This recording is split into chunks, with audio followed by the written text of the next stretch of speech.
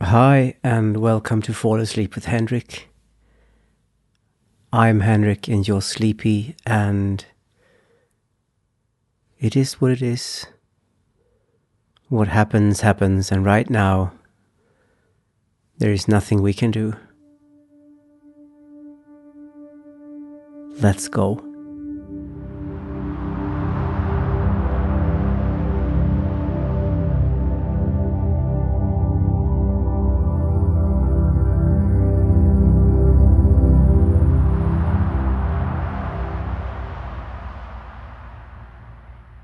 Hi, sleepy, and welcome back to my humble abode.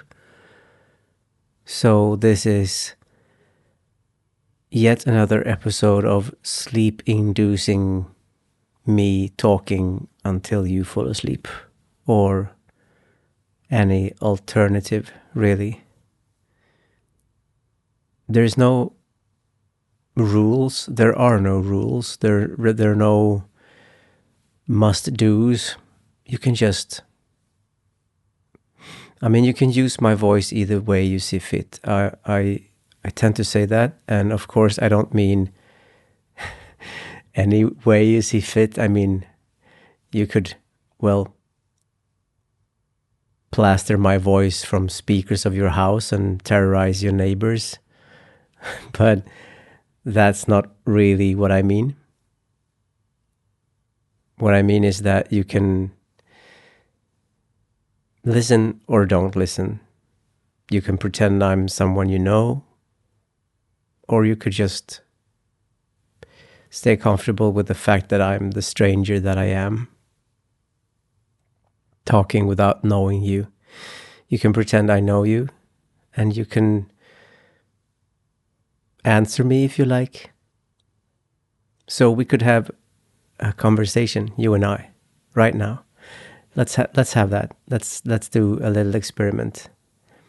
So I'm Henrik, and you're sleepy, obviously, and I'm going to talk, and you will respond if you want to. So this is a little game, a little exercise. An exercise into what? I don't know. Okay, so hi, sleepy. And now is the time for you to answer. Hi, sleepy. So we've been at this for a while now. This little arrangement that we have, our current affair, we're actually, like, I don't know for how long you've been a sleepy, but it's 90 plus episodes at the moment. So, how are you? What's going on?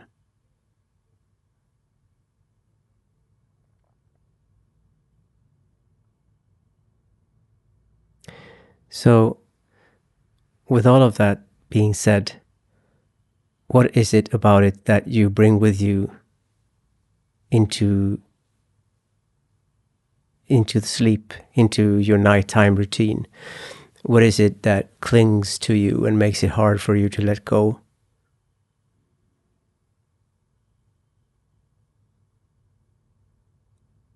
Okay.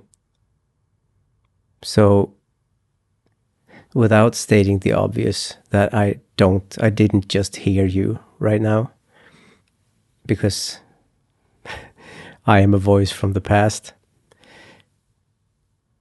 God, I wish it was possible to bridge the gap between the two of us. The gap between space and time and space. Different places in time and space. I wish it was possible. But in a way, when I listened, pretended to listen, or played that I listened to you just now, I felt kind of, in a way, I felt like I heard you.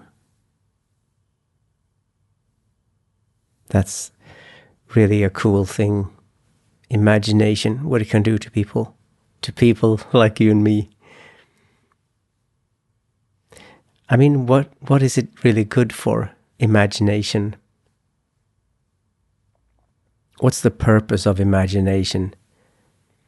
So I can buy into the idea that I need to be able to visualize the lion in the bushes, because otherwise I will be taken by surprise when the lion jumps out and says, "Hi there, do you want to talk about our Savior Jesus Christ?"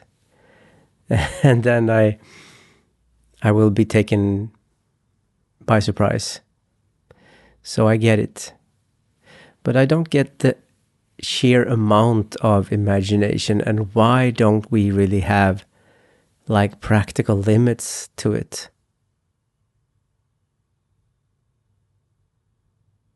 Why is our human imagination so vivid? Why is it that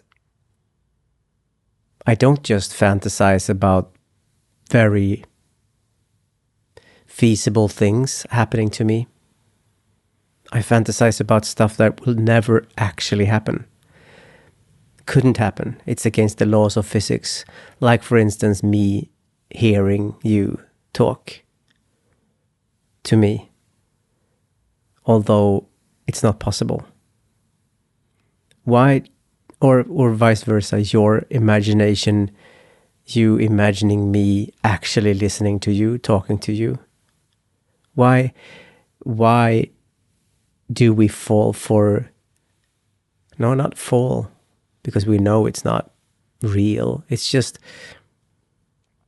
why doesn't our imagination just stop when it reaches the end of what's even possible?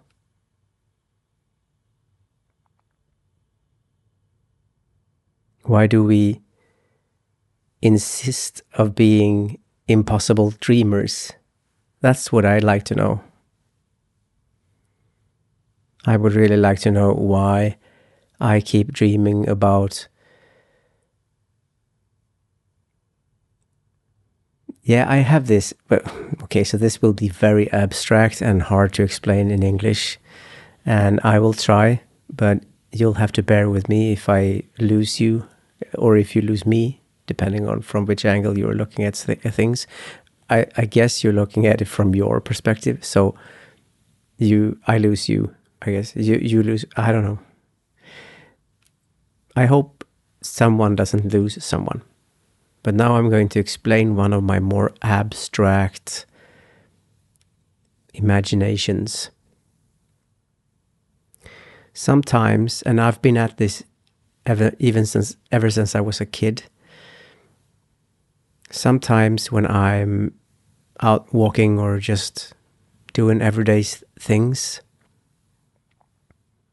I get a sense, and before you run off climbing the church tower, screaming from the top of the church tower that Henrik is,